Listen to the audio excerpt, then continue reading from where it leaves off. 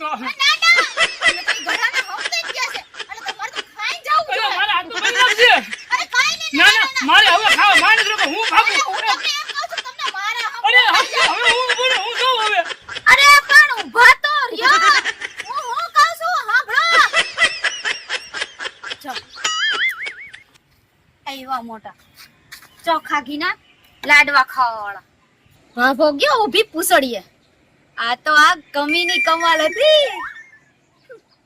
આલે લે કમી મહેમાન ક્યાં ગયા? મહેમાન હે ને એ લો તમે એની વાત જવા દ્યો પણ હું થયું મને ફાયદો ખરી. મહેમાન હશે ને મેં બહુ કીધું તમે જેમ તમારા ગળાના હમ દીધા ને એમ મેં મારા ગળાના હમ દીધા આલે પણ મહેમાન હે ને એકના બે નો થયા પણ થયું શું મને ફાયદ મારા બાપ મને